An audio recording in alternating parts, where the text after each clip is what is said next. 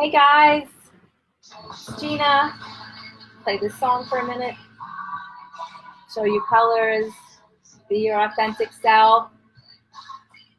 Credits to Genevieve. Show your colors. I love this. Welcome to the weekly series, Let's Talk Life. I'm gonna lower this. Show your colors. Today's topic is about personal transformation and the 5 steps to get there. So comment below, let me know you're here. Hey Lane, thanks for joining. Today's topic about personal transformation. So let me know where you're watching from in the world and what brought you here today. Also, if you know someone who's going through a tough time or could use a shift in their mindset in their life, please tag them and share this message. All the video replays are available on the Mindshift Coaching Facebook page under the video section, so you can always come back and look or refer to it later. So I really want to share with you one of my biggest personal transformation stories that I experienced in my life, because I believe that sharing and being authentic and vulnerable is a part of transforming yourselves, and also to let others know that you're not alone, right? So this is about to get deep, but I do feel it's important and to be open and vulnerable to share. And so when I was 11 years old, my mom decided she was unhappy and she moved out. And she left me with my dad, who was very sick with multiple chronic health conditions, as well as cancer. And so she left and I was home, and my siblings are much older than I am. And most of them were already out of the house starting their lives, with the exception of my older brother. I was basically on my own from the time I was 11 years old. Because my dad was so sick, I was left without guidance. But I was also responsible for giving him insulin injections multiple times a day, helping him with meals, and some other things.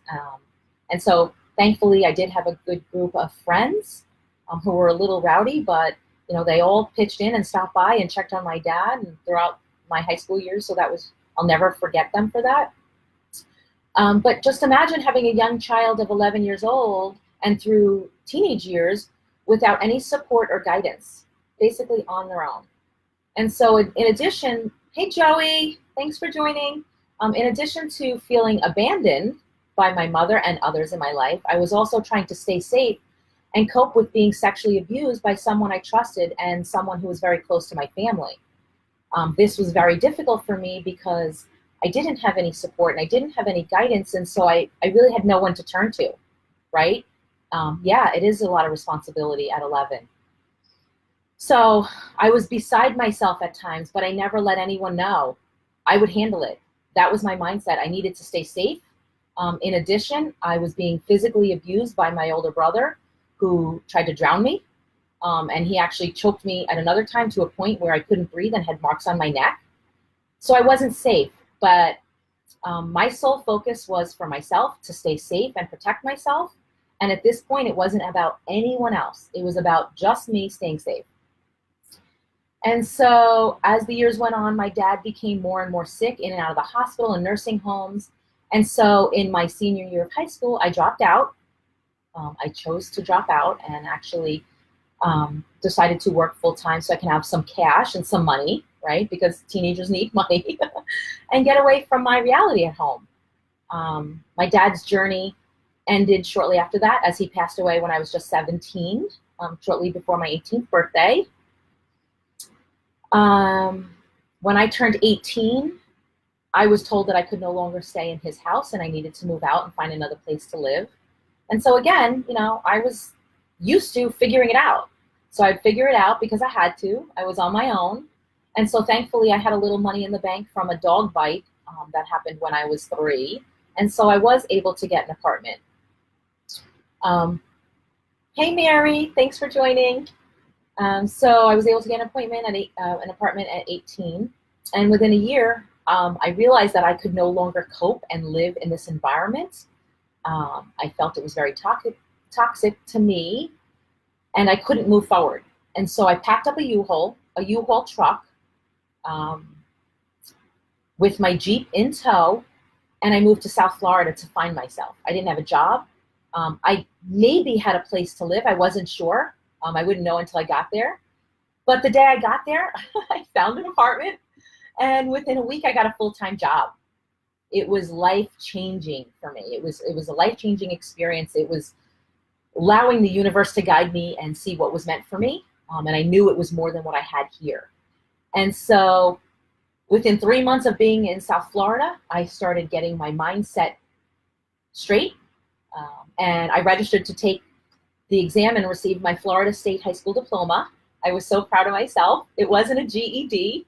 It's a Florida State High School diploma.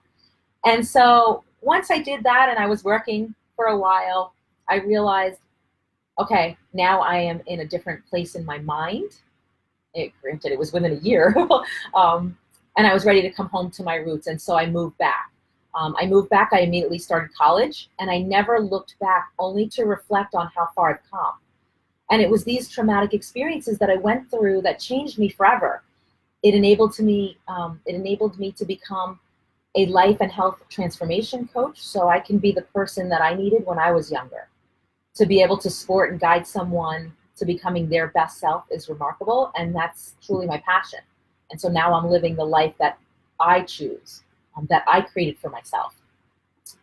The growth that I experienced through all of this is priceless. As traumatic as my younger years were, and I never told anyone about it, I never shared, I just kind of went about my life.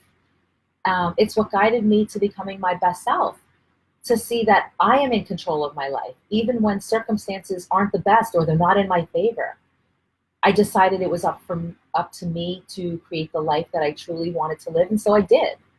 So here I am at 43 years old, a life and health transformation coach, where my clients are saying, because of you, I am safe, or because of you, I belong, or I am happy and at peace, or I found my passion.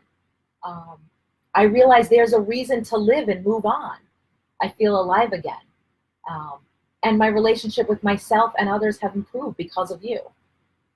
That's why I became a coach. And so I wanted to share that with you because I wanted you guys to realize that I've been through traumatic experiences in my life, and I've been through my own personal transformation, and I've worked tirelessly on myself so I can be the best person that I can be for myself and for others in my life, and now for my clients. So now I want to talk about what is actual personal transformation. It's looking at your life and all the moving parts by taking a holistic and systematic approach to meeting your needs, right? First, figuring out what they are, healing your emotional wounds, and bringing balance back into your life so you can be your authentic self and live your best life the way you want, right? So that's my story, and I wanted to share. So thanks for listening. Thank you, Lane, for that comment. I appreciate it. You guys feel free to put in the comments something that you went through, a personal transformation or something that you realized. But what I want to talk about now is the 5-step transformational processes. There are 5 pieces to actually transforming yourself. The first step is to step back. And this step is imperative to create space from our programming. And our programming is the map that we created at a very early age to make sense of how the world around us works. So we each make meaning out of the different events or scenarios that we experience in our lives. And so since you were a kid, you made decisions about yourself and the world that still influence you in the way in which you relate to the world around you today. And oftentimes, we are too emotionally charged to look constructively at the challenges that we're faced. And so if we simply step back, we can actually gain a fresh perspective. The second step is let go. Transformation is a continual process of letting go. This step is all about giving you a way to release the old beliefs and create space to adopt new ones. So our identities are based on the learned beliefs that are based on what we learned from our experiences. The key here is that those beliefs are learned based on those experiences. So what's possible? What new experiences can we create so we can learn new beliefs and recreate our identities to who we want and what we want? And so the third step is say yes. And say yes is about anchoring new beliefs that reflect on your true self now, your authentic self. Um, Once we let go of the dysfunctional beliefs that no longer serve us, we actually get to choose what we want to believe. And this is where we get to decide what's true about ourselves, our lives, and our world now at this stage of our evolution. That's really important. We have to give ourselves permission. We have to say, yes, what is possible? I'm going to find out, right? Let go of the old beliefs. They no longer serve us. And let's find and create new beliefs, which will help us create a new identity and transform our lives. The fourth step is take empowered action. Who are you being when you take action? Are you taking action or not taking action out of fear? Most people don't go after what they really want because of fear. They might say, I'm afraid of what people will think. I'm afraid I won't be any good. I'm afraid I will waste money. These are disempowering. And when you say things like this, what are you making fear mean to you? These statements all presuppose that fear means something bad is going to happen to them if they go for what they want, right? When you make decisions, who are you choosing to be? Decision is the ultimate power that you have. So when you make decisions, where are you coming from? Where are you responding from? Are you coming from a place of love and courage and truth? Or are you coming from a place of shame, blame, fear, victimhood? This is so important to realize where you're coming from. And also think about where you want to come from. Because you can't make good decisions from a place of fear or victimhood. When you do, there's something that you're settling for because you have a belief that you don't deserve or you can't have or that you don't get to have what you truly want. So fear is your truth on pause. And empowered action is the authentic truth in motion. So who are you being? You have to take action, right? And then this fifth step is set up accountability, right? To make success inevitable, you must have support and you must stretch yourself out of your comfort zone, right? Out of the box of safety, step out and see what's possible. There are options, right? What are the conditions that you set yourself up for so you can have inevitable success? What are they?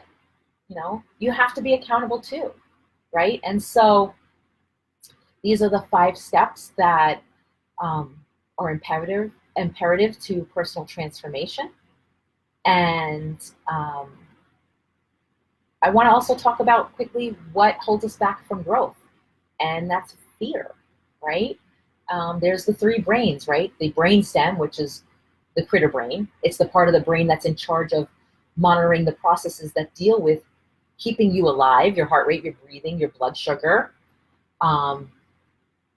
It's that brain that's focused on your survival, on our survival to keep us safe. Then there's the limbic system.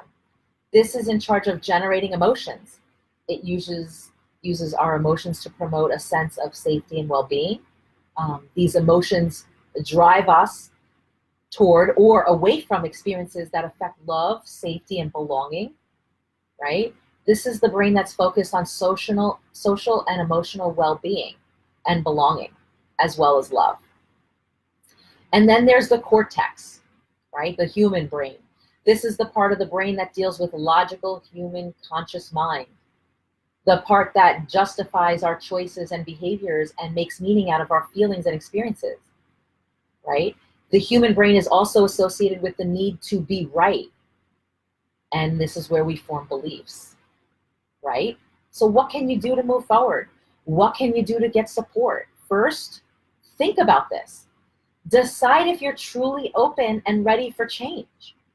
Are you ready to create a new life for yourself? Are you happy with where you're at? Do you want something different for yourself and for your relationships? How do you want to be? How do you want to live? Do you want to see what's possible, or are you living in a bubble of, I can't, I won't, I shouldn't, it's not possible? Because it's those beliefs that are holding you back, right? The second thing you can do is talk to a life and health transformation coach, like myself. And if it's not me, someone else. But find someone and get support. Schedule weekly or bi-weekly sessions or monthly sessions, depending on what programs are available, and get the support that you need, because transformation takes consistency with the right system. It takes support, and it takes accountability from a loving place, right? So we can't always do it on our own. I have a coach. I am coaching coaches. I have clients that want to change their life. I have clients that have changed their life, whether it was health related or emotional or whatever it may be. Every single one of my clients has seen a shift positively, and I have helped them through support and accountability and my programs create the life that they want.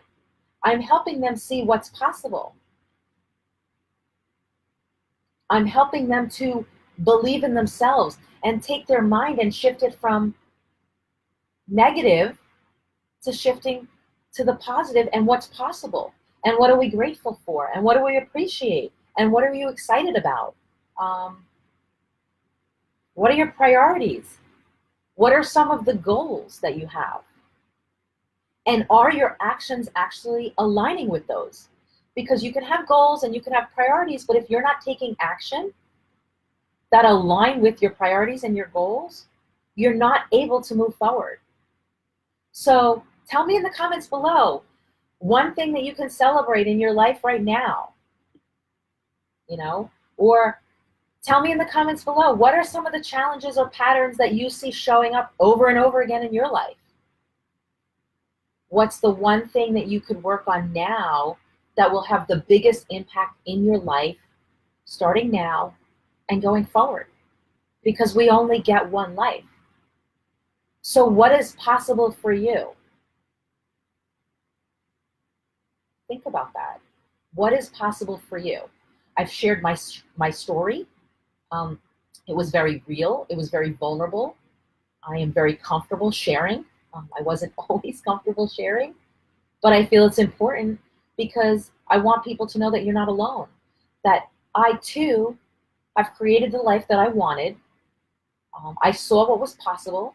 I used my traumatic experiences in my life to shift it to a positive and actually help and support others. And in addition to my one-on-one clients, I also host a monthly group for teens in my community because I want to be the person that I needed when I was a teenager. I want to be there for them. And so that's what I'm passionate about. Helping adults, helping teens, anyone who is open and wants to have a new life or create a new vision or see what's possible. That's what I do. I help you see what's possible. So what are some of the challenges and patterns you see showing up in your life? What's the one thing you can celebrate in your life, right? Because it's really important to acknowledge yourself and celebrate your successes and moving forward and things that you've overcome. And then what's the one thing that you could work on right now that will have the biggest impact in your life? What do you want to experience? What is it that you want to be experiencing for the rest of your life? Remember, this video is available as a replay under videos in the Mindshift Coaching Facebook page. Please share this message if you know someone who can use support or just hear a message. Tag a friend and let me know what resonated the most for you about this. I hope you guys have a great day. I hope that you found this message inspiring, and I hope that you think about what is it that you really want to be experiencing in your life and what's possible for you. Have a great day.